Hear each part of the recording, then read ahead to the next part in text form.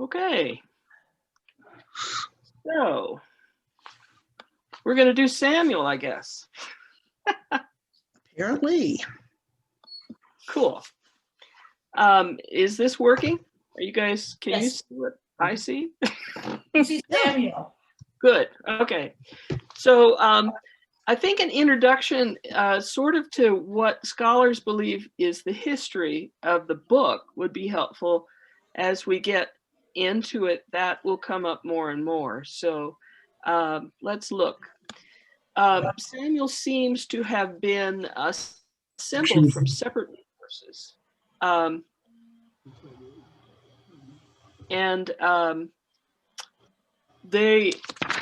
They were probably individual stories at one point, or they may have been recorded because somebody was trying to record the history of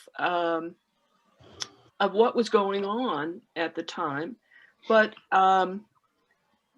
they are there. Excuse me, I didn't mean to do that. Let's go back, okay? And the reason we know they're there is because there are contradictions in the middle of the book. There are repetitions, and there are very often contrasting viewpoints about things like the monarchy or David or Saul or whatever. So one of the editings took place, or this is what scholars believe, took place during the reign of Josiah. And Josiah was a boy king. He was actually hidden from people who wanted to kill him during a very bad period in their history. And he was hidden by the priests. And when the people that were killing each other killed each other off, he was the heir to the throne, and they brought him out and made him a king at 8. But the priests, of course, were his regents, and he came up through their education. So he was very religious and very strict. And during his priesthood, he ordered a refurbishing of the temple. And they say they discovered another book of law, which would be Deuteronomy. But there are those who say that it might have been written at that time and then discovered. So there's this Deuteronomy thing going on with Josiah in this period. And that would be one of the times it was edited. The second time this would have been edited would probably occurred during the exile in Babylon. All of the books of the Bible were edited then, and these people that edited were actually given the job by the Babylonians to sit down in the library day after day and just work on the manuscripts. So they had the time and the assignment to do it well. And so that was when the Bible really became a Bible instead of just a mishmash of scrolls. Okay, so the editors are those that supported nationalism, and we saw this in Joshua, nationalism to the point of genocide of enemies. They supported the monarchy, which was unusual because at the time of the story, there was just a federation of tribal people, not a real nation. And they supported strict obedience to the commandments of God.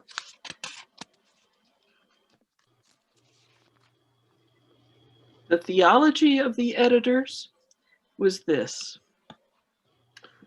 do well by God and the chosen people will prosper. Do poorly and expect God's wrath displayed in the destruction of the country. And that's known as a Deuteronomy, a Deuteronomist's theology. So these editors were known as the Deuteronomists. Isn't that a wonderful name? And the book of Samuel is known as a Deuteronomistic history.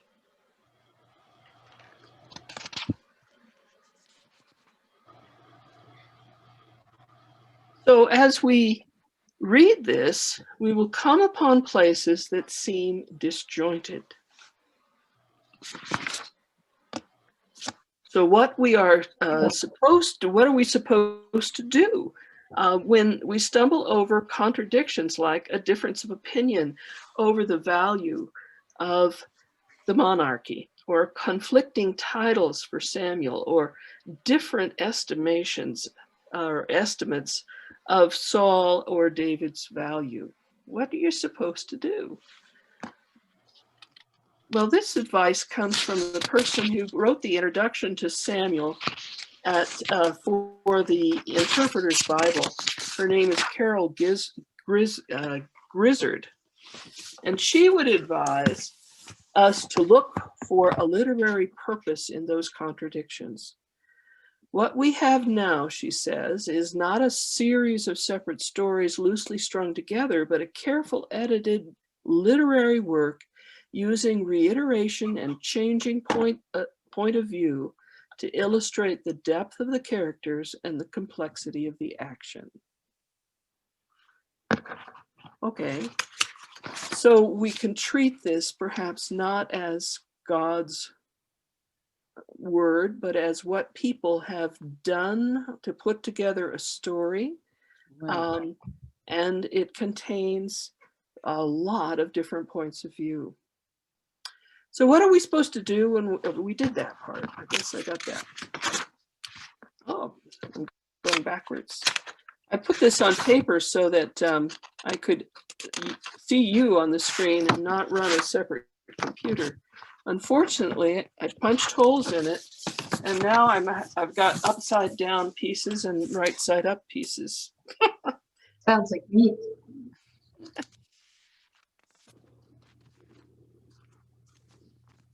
So what are we supposed to do?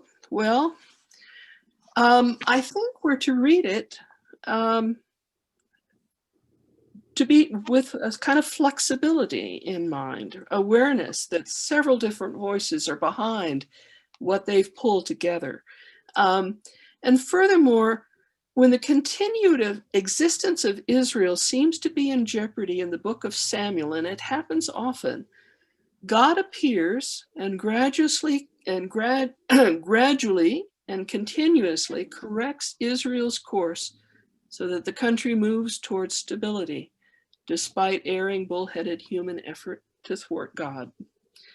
So relax, enjoy the complexity, and don't forget to keep an eye on what God is accomplishing despite us. All right? So now we go to Hannah's story, which is the opening story in the book of Samuel. Were there any, do you have any questions about what I just did or anything about it? How many of you have ever read Samuel, just read it? How many of you have read in it? I mean, most of us know the story of David and Goliath. There are great stories in here. Anyway, okay. Well, let's do Hannah's story then.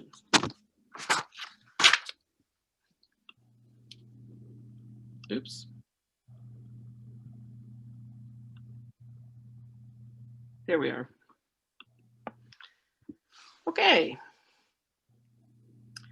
So the opening paragraph tells you that Elkanah, and this is not the opening paragraph, this is just a summary of it.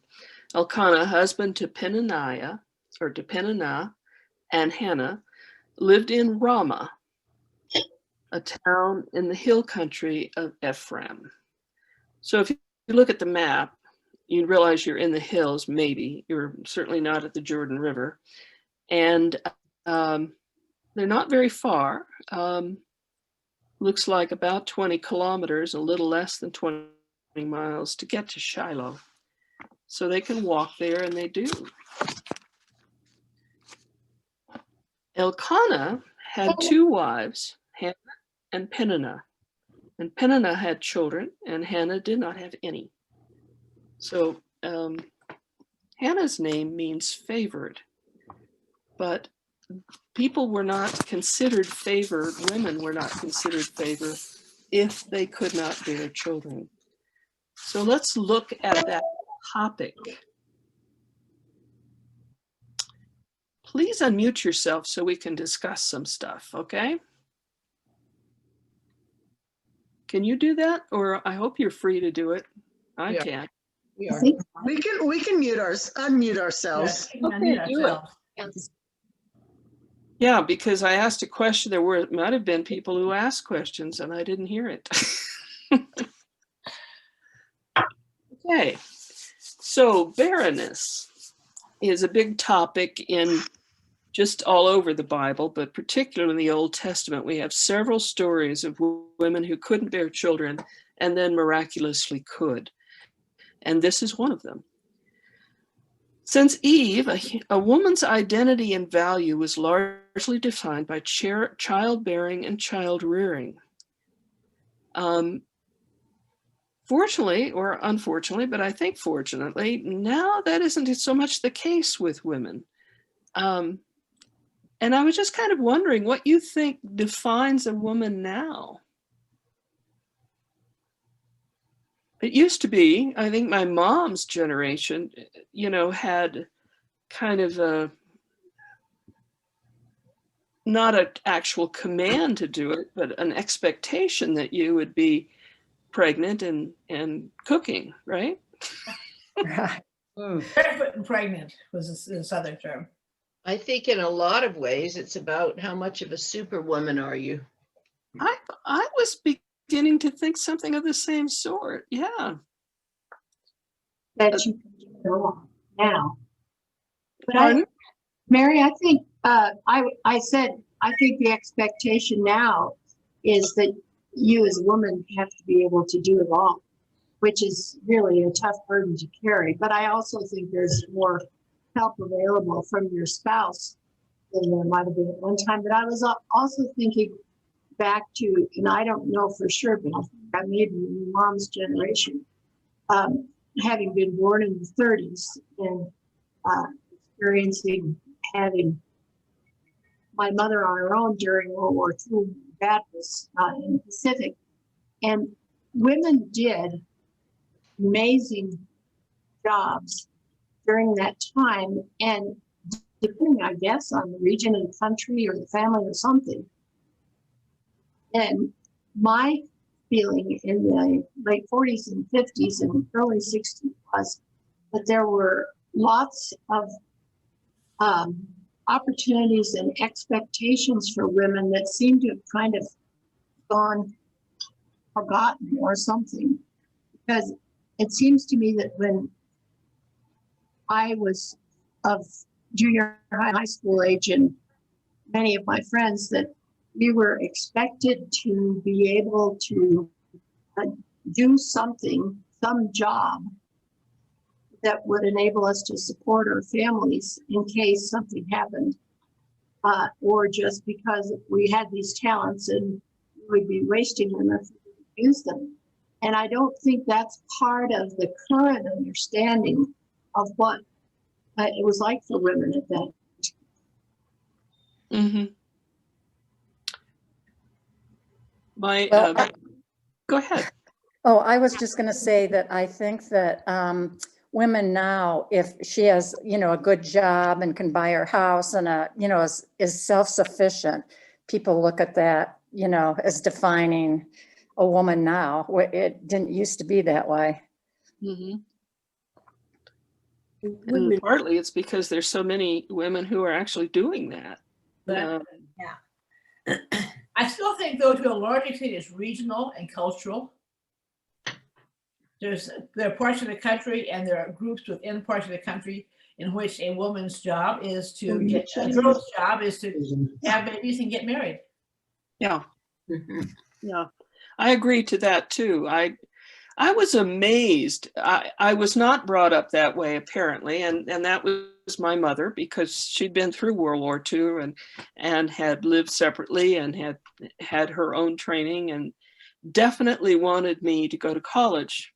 And there was a savings account for me for college, and I knew it. And that was her. That was, That'd be great. she came out of a culture where women didn't do that, and she wasn't going to let that happen to me. And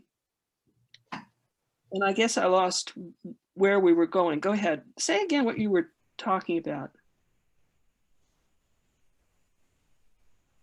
Well, Anyway. the cultural, regional thing,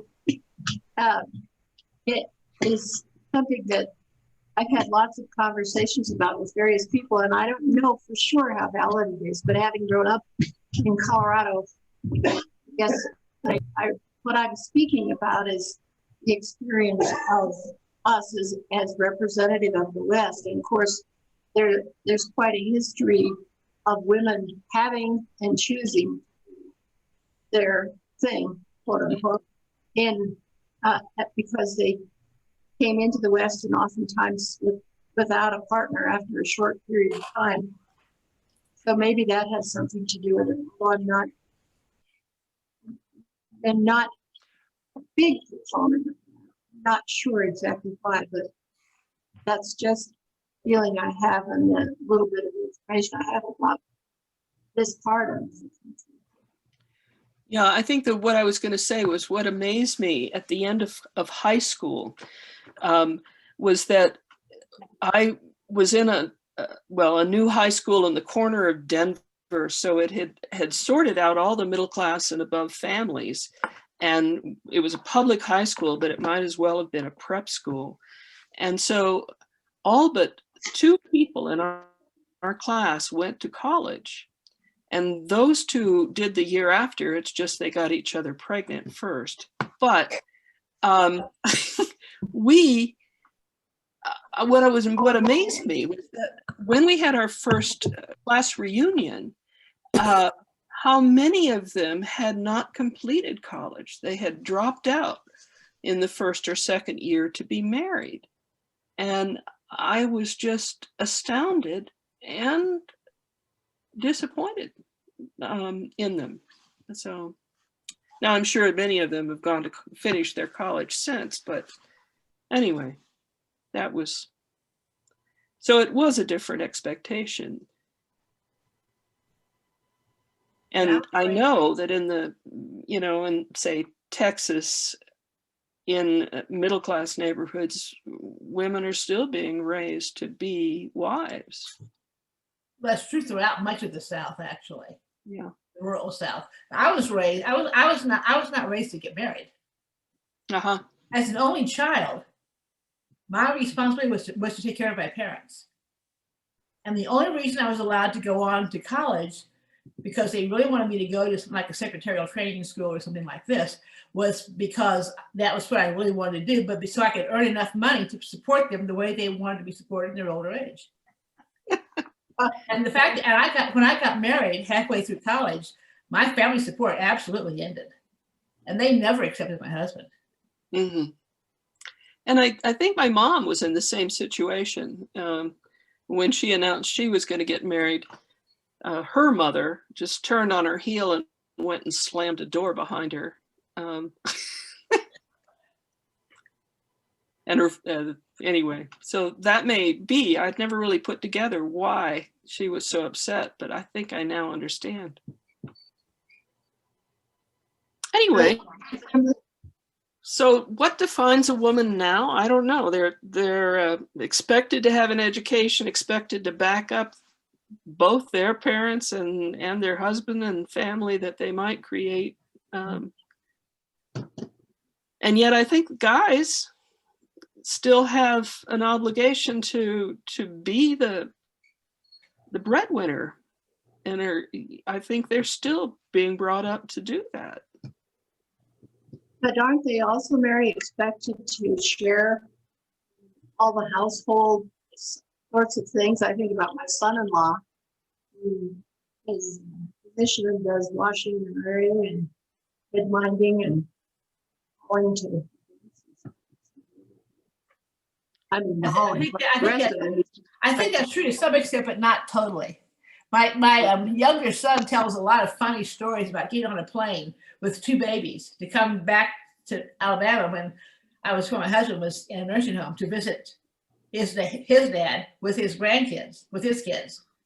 And he'd bring the grandkids back and Jack would stay home and work because they were both fully employed, but their time off, he had more time off than she did because of the jobs that they were in. And so when he'd get on a plane with 2 kids, I mean, nobody wanted to sit anywhere close to them on a plane. A man with 2 babies on a plane. Babies on a plane. He was quite comfortable with it. He did it all the time. I don't think it's universally the same either. I mean, there's a sense that the men help the women and we should appreciate them in some households. Some households it is 50-50. Some households the guys are the stay-at-home dad and they take care of the house. I think the lines are more blurred now than ever they've been. But I think some of it is certainly in name only. You know, there's still the expectation that the wife organizes everything, but the husband will help. I'm not sure that helping and being responsible, but I really think it's probably different in every household. There isn't a society norm yet that there certainly was in the 50s and 60s towards women. Well, let's look at this other. Husbands valued wives who provided children primarily because children's labor with the herd, the farm, and the household was needed to survive. And that has been true in our country at times, and maybe true in certain places. But for the most part, what purpose do children fulfill now? Why do we have them? well, love and support, and the people are available during COVID to come over. That's socially distant, nevertheless. So we're grateful during COVID. I am very grateful during COVID. I've got one family fairly close and a second fairly close. Living, breathing around me. But whoever. So what do we, for love and support? Yeah. You know? Yeah. I think when I had my son, it was because I was expected to. You know, I loved him a lot, but I'm not sure what they do. And I'm thrilled with my own grandchild. That's just great, but I don't know. Why do we have them? We had our children because give us a purpose to pay forward. You know, we loved each other and we wanted to have the children.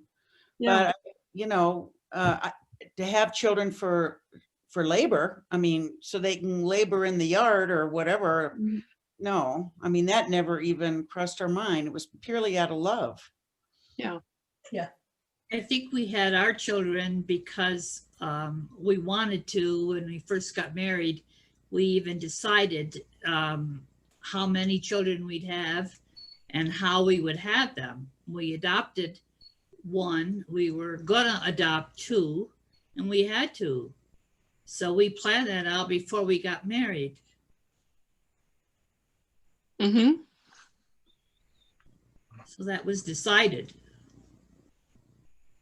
Well, it's family planning and the capability of doing that, certainly. That is huge. Yes. Yes. Yeah. I think about my great grandmother. I grew up in Douglas County and had 5 children by her first husband, who was then killed in a wagon accident, and married my great grandfather and had 5 more children. And they didn't really need 10 children to run a ranch. they, you know, it would have been great. But obviously, back into the 19th century, family planning options, abstinence or not. Yeah. Basically. Yeah. So, Mary, this is another thing that occurs to me. I think there's some kind of a sense that I have felt and certainly read about of continuation of yourself, kind of immortality or a continuation of your mind or something in that realm. there is that. There is that. You know, with people that struggle with infertility, I think there's still a sense of this. I am not as valuable because I cannot produce children. Yes. I did not have that problem, thank you, because I had children because I have always wanted to be a mommy. That was my goal from when I was a toddler. And I loved every minute of it except the ones that I didn't. But you know, I don't have the experience of infertility, but I know some who did, and it was crushing because there was that sense of, am I a complete woman if I can't do this? And I don't know if it's that the husbands value it or not. I don't know whether that still plays into it, but I know a lot of women struggle with that concept. Certainly society still has that expectation that if your uterus doesn't produce, maybe there's something wrong with you. And maybe I'll tell you that in the fact that you have a uterus that doesn't produce. Yeah. Sorry, I Deb. certainly avoid church on Mother's Day. Mm-hmm. Oh my, Deb. Oh.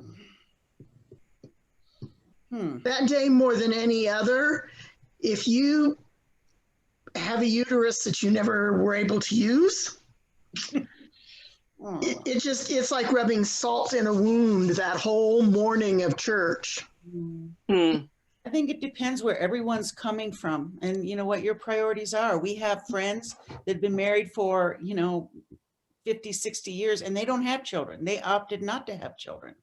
So to some women, I don't think that's, you know, the end all. To some of us, you know, I mean, like, I don't know who just said, you know, Elaine or whoever, I grew up just wanting to be a mom.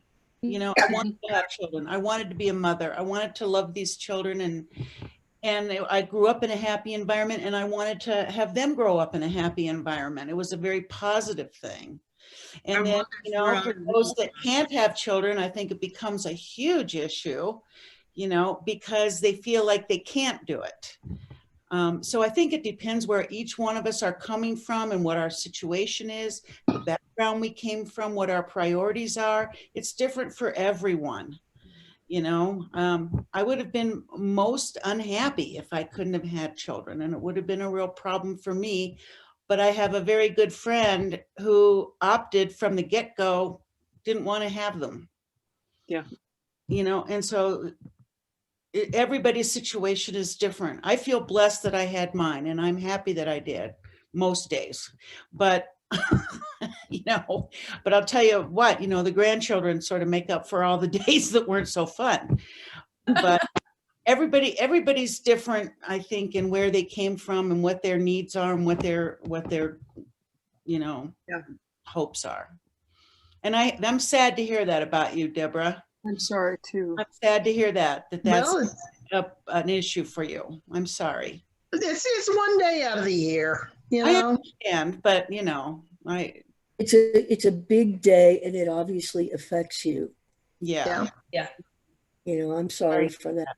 You know, I think times have changed so much from when we grew up. I know my mom came from a family of 12 children, and we had 3 of us. 2 do not have children. My youngest sister chose not to. I obviously chose not to. But when I was in the military, I had major problems and ended up needing a hysterectomy. But at that time, I had to go through a medical board for them to approve me to have that surgery, because women were expected to have children. And these, you know, doctors had to make a decision as to whether or not they were going to allow that surgery to take place. My sister had to have her husband's permission to have her tubes tied after 2 children. You still have to do that. You still have to do that. Really? Yes. I didn't. Well, I didn't. my kids just within the last 3 years had to do that, had to have permission. I I think didn't. it depends on the laws of the state where you are, but yeah. Now, men don't have to have a wife's permission to get a vasectomy, however. Yes, they do.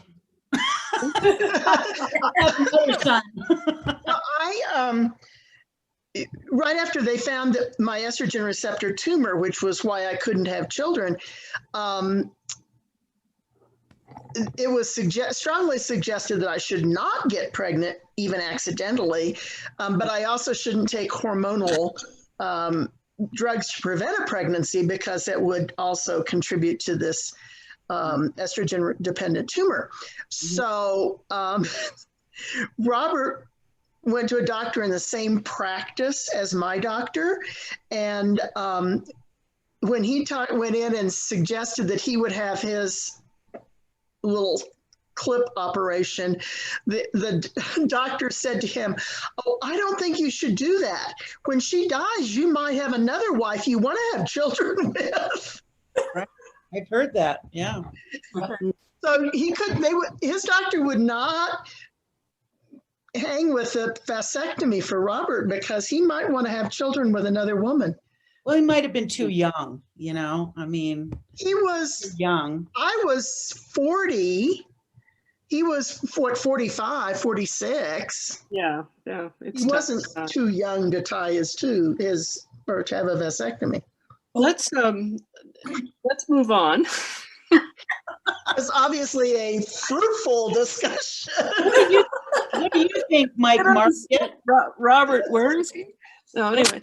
Widows look to sons to provide for them in their old age. And I hear that they look to daughters too, in the age where women were beginning to get careers. Is that so true now? I mean, when I think about, probably the last stages of my life, I think, well, it'll be nice. Bill will take care of me, I guess. But taking care of well, you'll need somebody to make decisions for you at the very end stages. Right. But otherwise, that's why I have a trust. The trustee will make those decisions. Right. Well, in the days of Social Security now and pension funds and all the rest, there's less of the need to be taken care of, the sense of being supported. Right. In the biblical times, you had nothing. I mean, basically, you had what you had, and when that ran out, you were just, unless you had children to provide for you, you had nothing to live on, to provide food or housing or anything else for you. So. And then finally, barrenness was considered a disgrace, a sign of God's disfavor. So childless women became easy targets for taunting. Is that true now? No. To some extent, I think it still is. I think a lot of women who decide not to have children for whatever reason are still considered to be a little strange, a little unusual. There's something wrong with them. They don't want kids. I think that does hold true and I know many women who had, my kids would bring home all these friends, and I have a whole bunch of what I call altar children, who are not my own kids, but who were raised as part of my family at various times. And many of them had mothers who would have never, given the choice, would never have chosen to have a child. Yeah. But society said you have to have a kid. And so here were these kids who were just kind of little lost ways without the commitment to raising, the commitment and the love and all the rest that goes into mothering, because it's a lot of work to raise kids. Yeah. Hard. And not everyone's willing to put forth that. Not everyone's willing to give up other things in life, like travel or accumulation of wealth or whatever, because kids are expensive too. Okay, well, let's go on for Hannah now. So once a year, Elkanah traveled from Ramah to Shiloh, where he worshiped the Lord in the Tabernacle. And that was the Lord's tent, Moses's tent of meeting. If you look on the sort of the diagram, you'll see it way at the top of that hill. And then here's a picture of the hill itself.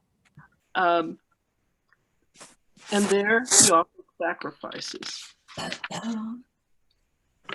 There Eli served as the Lord's high priest. His two sons, Hophni and Phinehas, were also priests, and everyone believed that one of them would likely become high priest in time. However, there was a problem. I need to move on, huh? There we go. However, there was a problem with this family of priesthood. Eli's ability to interpret God's will was failing, and his sons lacked reverence. It was so bad they were embezzling the offerings to God made at the altar.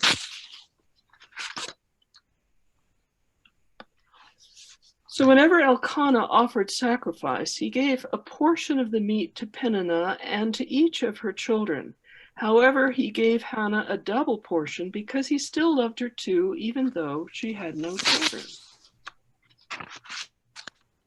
And Peninnah liked to make Hannah feel miserable about having no children, especially when they were in Shiloh.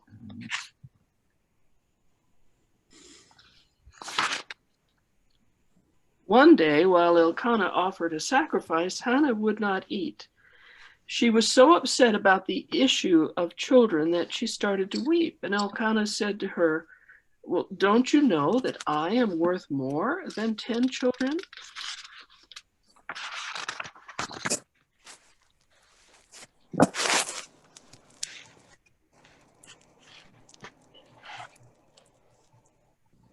I'm not doing a very good job of this. Sorry. This, by the way, and 2 other photos was taken from an opera. And so when you see them, generally their mouths are open quite wide. So don't worry about it. Now we know that Elkanah was trying to help, but the method he chose does not seem all that helpful. What could he have said that might have been better?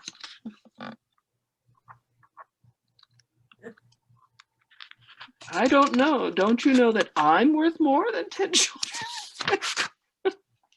Anyway, what would be better? Do you agree it should have been better? Yeah. What are you thinking, Deb? I'm trying to think of what he could have said. And maybe another way to look at it is, why did the author have him say that? Yeah. Yes. What was the message there? And what was it? That's what I'm trying to figure out. Well, I think the message should have been that her worth was not in her children, but in her being a child of God. Mm-hmm. She had plenty of worth and didn't need children to demonstrate that. But That's it was awkward. But what came across was, I've chosen to marry you. I enjoy you. And you should be happy just with me. Mhm. Right. Yeah. I agree. What, am I not enough for you? Was it meant also to be a message that of acceptance of your lot in life? Maybe. That very much. I bet you so. Yeah, and probably no one would question it until they got to this generation. Anyway, here we go. Mm-hmm. Okay. Hannah decided to pray in the tabernacle. Broken-hearted, she was still crying. She prayed, "Lord, all-powerful, I am your servant, but I'm all so miserable." And this is where her mouth is open, so there you go. Please remember me and let me have a son. And if you do, I will give him to you as long as he lives. Can we see the slide of her mouth open? Well, it's, oh, I'm sorry. Thank you. There we go. Actually, she promised to make him a Nazirite, a person consecrated to God. And Samson had a similar issue. You weren't supposed to cut their hair as a sign of that. It didn't work for Samson. I have no idea whether they ever cut his hair, but anyhow. In Jesus's time, women were not allowed in the tabernacle, only priests. So this was very early. That a woman would be allowed to go in is pretty amazing.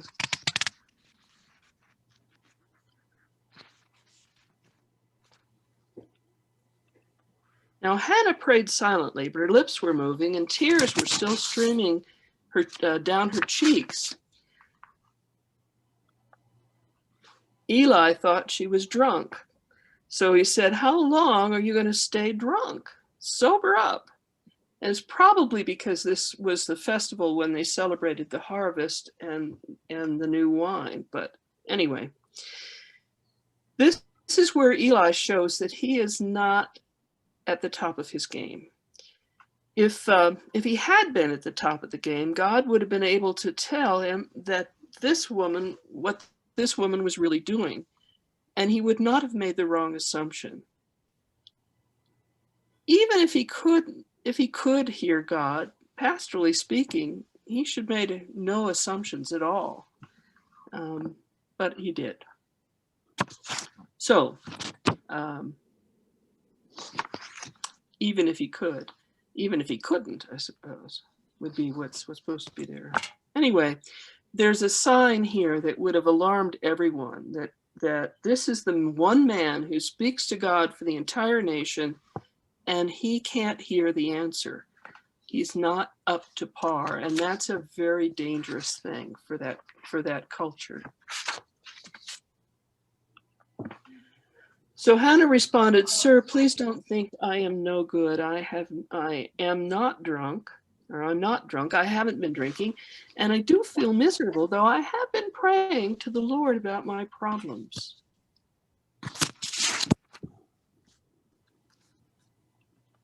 And Eli replied, now inspired by God, "You may go home now. Stop worrying. The God of Israel will answer your prayer." So it's important to note, for the sake of the story, that he does not know what she was praying about. It's possible that had he known, he would have blessed her in the hopes that he would get help for the priesthood at Shiloh, but he didn't. He didn't know. And this is the one where the mouth is really open. Ready? "Thank you, sir." Only that's probably said in a very long, drawn-out aria. On a left, feeling much better. Elkanah and his family traveled home. God did bless her with a son about 10 months later. Hannah named him Samuel, whose name probably means called from God. It's actually Shemuel, which may have a relation to Shema Yisrael, I hear. Anyway, because she asked the Lord for him.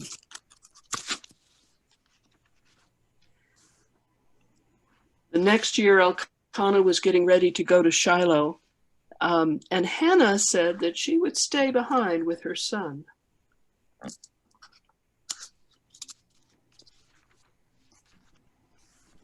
She said, "When he is old enough, I will go with you and give him to the Lord, and then he can stay at Shiloh for the rest of his life." What is interesting is the Bible says that when he was weaned, he would go, which would make him about 2 or less. And I have a feeling it wasn't that soon. I don't think the priests there were prepared to take care of a baby. But the kids would get really worried about this. You know, his mother's sending him away forever. And there's some indication that she had a relationship with him. She would visit, she brought him clothes. So, but the kids that I would teach would be very upset about this whole idea. And I would ask them, how would you like it if you were consecrated to God and you didn't really want to? You wanted to be a fireman. So. In the year they did bring Samuel to Eli, the high priest, Hannah said, when I prayed in this tabernacle years ago, I asked God to give me a son. I promised God that I would give him back to the Lord, and here he is. And Hannah then said, Samuel will be the Lord's servant for as long as he lives. And that's the story of Hannah.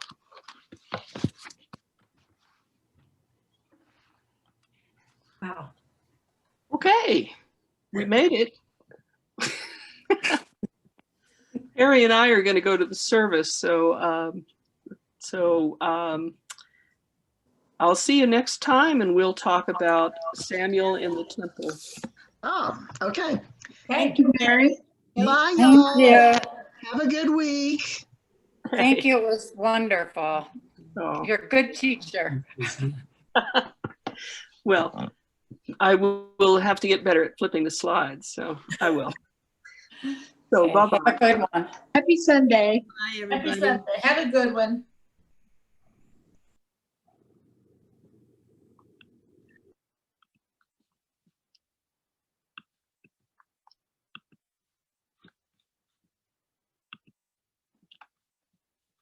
There we go.